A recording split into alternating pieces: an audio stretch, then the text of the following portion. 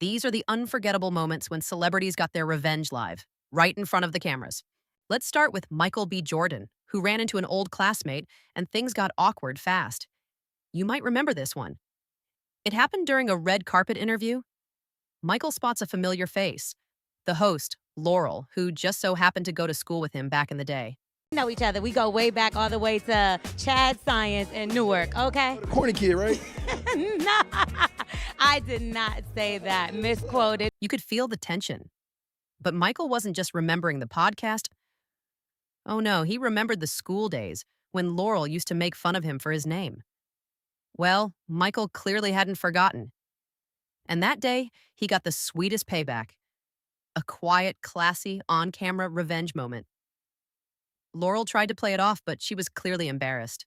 To him all the damn time because his name was Michael Jordan. Let's start there. And he was no Michael. Next up, a redemption arc that had the whole world watching. Johnny Depp. In recent years, Depp faced serious accusations from his ex-wife, Amber Heard. The biggest one? Allegations of domestic violence. The case blew up everywhere, in every news outlet, every talk show. And soon, Johnny was blacklisted from Hollywood. He lost major roles, including his legendary part as Captain Jack Sparrow. But after a long legal battle, he cleared his name in the U.S. trial. And the moment he returned to the spotlight, it was emotional. At his first film festival after the trial, Depp broke down in tears during the press conference. Reporters asked how it felt to be boycotted by Hollywood. It was raw. It was powerful. It was Johnny Depp standing tall, proving that you can rise even after being canceled by Hollywood itself. Do you feel that the tide is changing toward you doing major studio films again? Did I feel boycotted by Hollywood? Well, I mean, you'd have to not have a pulse to feel at that point when you're asked to resign from a film you're doing because of something that is merely a bunch of kind of vowels and consonants floating in the air. Yeah, you feel a bit boycotted. Do I feel boycotted now? No, I don't feel boycotted by Hollywood because I don't think about it. Now let's talk Drake, the Grammy rebel. He's been nominated dozens of times and even taken home a few awards, but don't get it twisted. Drake has never been a fan of the Grammys. Why? Because he's called them out multiple times for not understanding hip-hop or respecting it the way they should. And during one of his Grammy speeches, something wild happened. Look, if there's people who have regular jobs who are coming out in the rain, in the snow, spending their hard-earned money to buy tickets to come to your shows, you don't need this right here, I promise you. You already won. But Next, a special. And right as he's roasting the Grammys, his mic cuts off. Yep, later, the organizers claimed it wasn't on purpose. But fans weren't buying it. Drake made his point loud and clear. He didn't need a golden trophy to prove his worth. His fans already did that for him. And speaking of award show chaos, let's rewind to the 2014 Oscars, when John Travolta made one of the most hilarious blunders in live TV history. He was supposed to introduce actress Idina Menzel. Instead, he confidently announced, Please welcome the wickedly talented one and only Adele Dazeem. He completely butchered her name, and the internet lost it. But Idina didn't forget. The very next year, she got the perfect revenge. When it was her turn to introduce John Travolta, she said, Please welcome to the stage my very dear friend, Glom Gazingo. I deserve that, but you, my darling, my beautiful, my wickedly talented Idina Menzel. You got it! Is that right? It was playful revenge, and this time, everyone laughed together. But not every live moment ends in laughter. Because next up, we have one of the most shocking incidents in TV history, Will Smith versus Chris Rock. So, yeah, not every live moment ends with laughter. Chris was doing what he does best, cracking jokes on stage. Everything was going fine until he looked at Jada Pinkett Smith and said, Jada, I love you. G.I. Jane 2, can't wait to see it. All right? The crowd laughed, but Will didn't. Seconds later, he walked straight up on stage and boom, slapped Chris Rock across the face. That moment became one of the most controversial in award show history. Now, violence is never the right answer, and Will faced huge backlash for it. But still, a lot of fans stood by him. saying they understood why he reacted the way he did. Moving on, in 2011, Reese Witherspoon received the Generation Award at the MTV Movie Awards.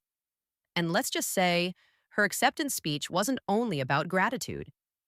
She took a moment to call out the new wave of young celebs taking over Hollywood, and it was pretty clear who she was talking about. I just want to say to all the girls out there, like, I know it's cool to be bad. Kim Kardashian. Ouch. Without even naming names, everyone knew exactly who that line was for. A clean, classy dig, and one of the most polite revenge moments ever aired.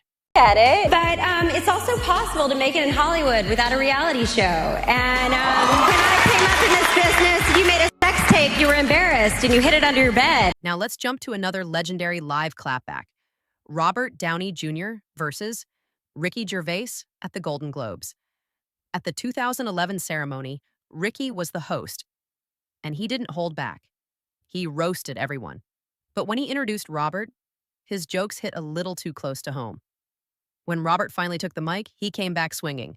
He's the star of Iron Man, Two Girls and a Guy, Wonder Boys. Sorry, these porn films. What? Kiss, Kiss, Bang, Bang.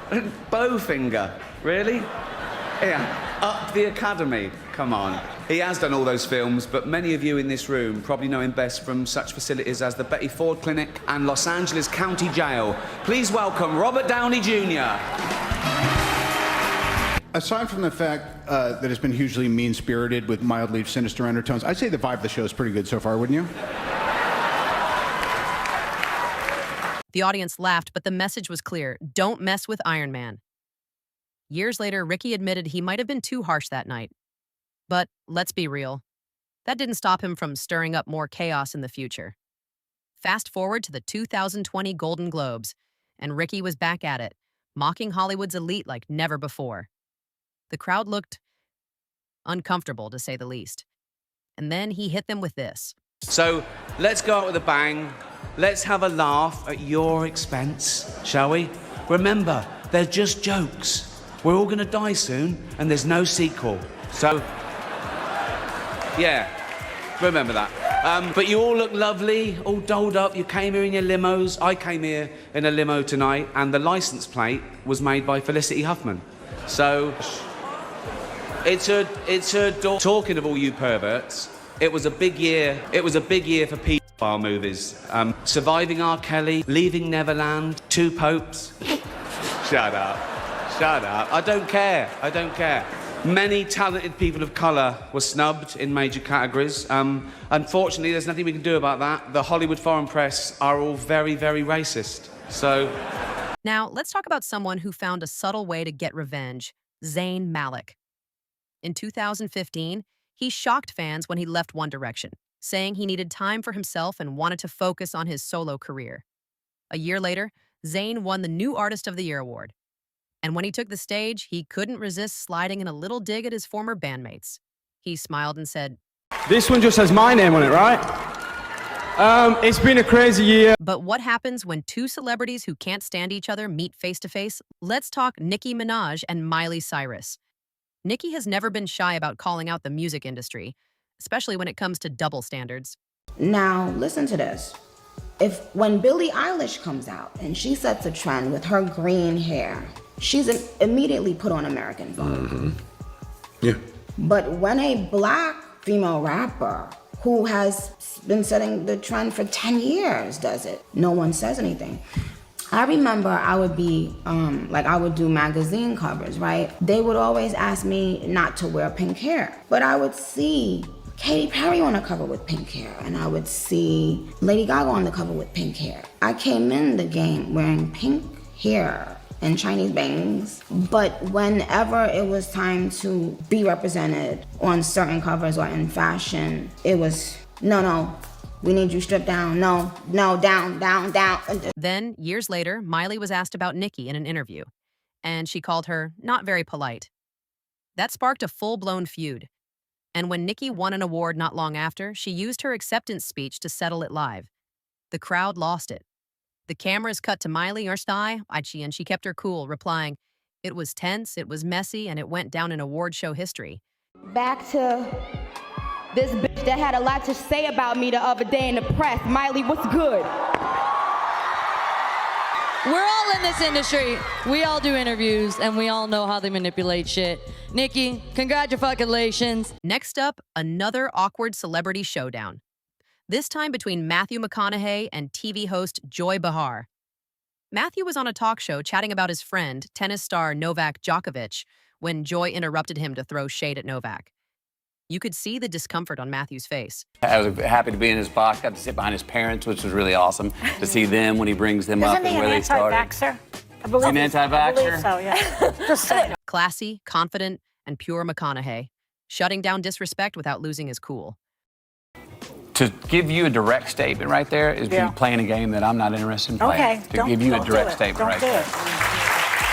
And speaking of legendary live confrontations, do you remember when Kanye West interrupted Taylor Swift at the 2009 VMAs? Of course you do. It's the moment that changed award shows forever. Taylor was on stage, accepting her award, when Kanye suddenly stormed up, grabbed the mic. So thank you so much for giving me a chance to win a VMA award. Yo, Taylor, I'm really happy for you. I'm gonna let you finish. But Beyonce had one of the best videos of all time. One of the best videos of all time.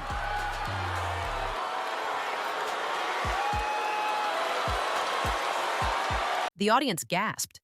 Taylor just stood there, frozen. Years later, Kanye dropped a song claiming he was the one who made Taylor famous. And that reignited their feud. But Taylor didn't stay silent. During her Grammy acceptance speech, she fired back without saying his name. There are going to be people along the way who will try to undercut your success or take credit for your accomplishments or your fame. She didn't have to name him. Everyone knew. It was classy, powerful, and perfectly timed revenge. Up next, Jimmy Kimmel versus Donald Trump. Back in 2015, Trump was supposed to appear on Jimmy's show, but canceled at the last minute. And that was all Jimmy needed to fire back. When Trump's campaign started heating up, Jimmy's jokes got sharper. At one event, he called out Mark Burnett, the producer of The Apprentice. Since then, Kimmel has roasted Trump every chance he gets. And it's safe to say that rivalry isn't cooling down anytime soon. Want me to relay the message to you that if he had been here, he would have been great. He's responsible. If Donald Trump gets elected and he builds that wall, the first person we're throwing over it is Mark Burnett. Now, one of the most uncomfortable and disrespectful live interviews ever. Lindsay Lohan on The David Letterman Show. In 2007, Lindsay was invited on to promote her new movie. But instead of talking about her career, David kept bombarding her with invasive questions about rehab and addiction on live TV. Lindsay tried to stay calm, but he kept pushing. You could see the pain on her face, but she kept her composure and tried to steer the conversation back to her movie. It was one of the most uncomfortable moments ever. Pure lack of respect from the host. But Lindsay handled it like a pro. And the best part? She turned her life around.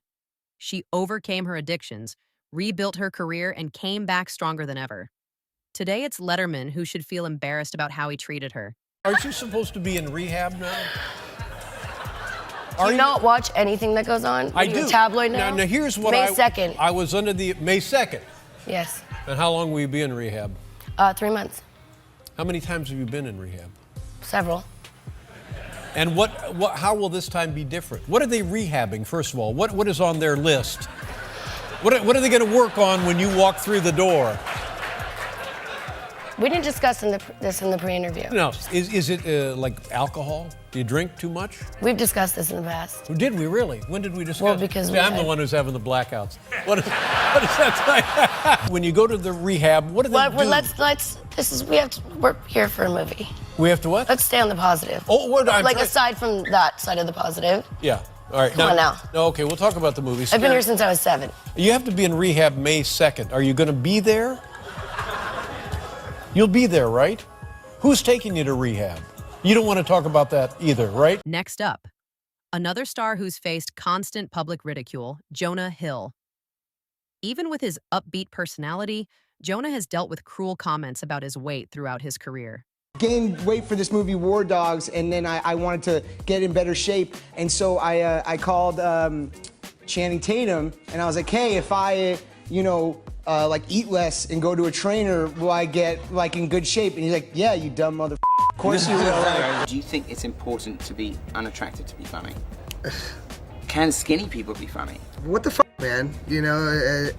Are you deliberately trying to do this to like get a rise out? Is this English dry wit, or are you just a fucking asshole? I don't understand. Can you just ask a normal question? Boom, instant power shift. That one line flipped the whole interview dynamic. In another interview, a different host tried to embarrass him again. But Jonah kept his composure, proving that confidence is the best revenge. He didn't need to clap back loudly. His success spoke for itself. Are you the fat guy in Hollywood still, or is everybody like look at you and they're like, oh wow, this is great, now you're healthy? Do you have any other questions that are smart? Now let's talk about Tom Hardy, the actor who never lets anyone push him around, especially journalists. During a 2015 press event, a reporter asked him a weird and intrusive question about his sexuality. Film, your character Ronnie is very open about his sexuality, but given interviews you've done in the past, your own sexuality seems a bit more ambiguous. Do you find it hard for celebrities to talk to media about their sexuality? What on earth are you on about? I was referring to an interview given to Attitude magazine a few years ago. But what is your question? I was wondering if you find it difficult for celebrities to talk about their sexuality. I don't find it difficult for celebrities to talk about their sexuality. Are you asking me about my sexuality? Sure. Why? Why? Thank you. The room went silent. Tom thanked him and moved on. It was a short exchange, but he made it clear he wasn't there to be disrespected. And in another press conference, when a journalist asked a sexist question about the number of female characters in Mad Max, Fury Road, Tom immediately shut it down. I have a question for Tom Hardy. Tom, I'll preface my remarks by saying that I have 5 sisters, a wife, a daughter, and a mother, so I know what it's like to be outgunned by estrogen. But I just wanted to ask you, as you were reading the script, did you ever think, why are all these women in here? I thought this was supposed to be a man's movie. No. Not for 1 minute. That's kind of obvious. Then there's Anne Hathaway, who's dealt with her fair share of awkward moments. During an interview for The Dark Knight Rises, a reporter decided to focus on her body instead of her acting. But the interviewer wouldn't stop. He kept asking about her feline fitness regimen. And Anne finally clapped back. The room went dead quiet. That's how you handle a creepy question, with wit and confidence. You are in phenomenal shape. Thank you. You're very gracious. You're always in great shape, but you had to make sure you were in perfect shape for this one, didn't you? It wasn't about being in perfect shape. It was about being able to do the stunts and the fighting perfectly. Is there a certain regimen you put yourself through in terms of the diet, the workout? What is the feline fitness regime? A lot. It's all the boring stuff that no one ever wants to do. It's just watch what you eat and get yourself to the gym. Any particular workout? Are you trying to lose weight? Well, like, what's the deal, man? You look great. No. No, seriously. We have to talk about this. What do you want? Are you trying to fit into a cat suit? Next, one of the greatest comedy legends ever, Jim Carrey. Behind the laughter, Jim has spoken openly about dealing with depression and how fame changed him. And at the 2016 Golden Globes, Jim gave one of the most brutally honest speeches ever, disguised as comedy. The audience laughed, but Jim kept going. The laughter turned awkward, because deep down, everyone knew he wasn't joking. It was a sarcastic, yet powerful message about how empty fame can be. A real moment of truth from one of Hollywood's funniest men.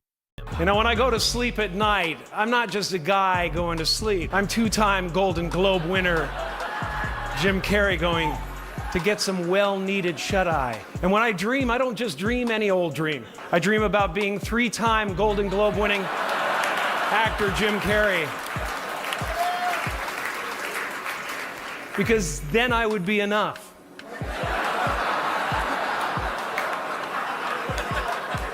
It would finally be true, and I could stop this terrible search.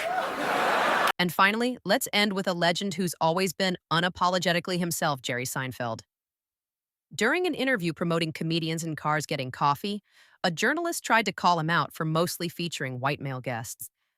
The reporter awkwardly smiled, and Jerry continued, I have noticed that most of the guests are mostly white males of 22 episodes. Yeah, that you've let's had. get into that. No, but you take a look over here, Peter. What do you see? A lot of whiteys. What's going on here? Oh, this really pisses me off. But go ahead. Really pisses me off. People think it's the census or something. I mean, this has got to represent the actual pie chart of America. Who cares? It's just funny. You know, funny is the world that I live in. You're funny, I'm interested. You're not funny, I'm not interested. Okay. And I have no interest in gender or race or anything like that, but everyone else is kind of with their little calculating, is this the exact right mix?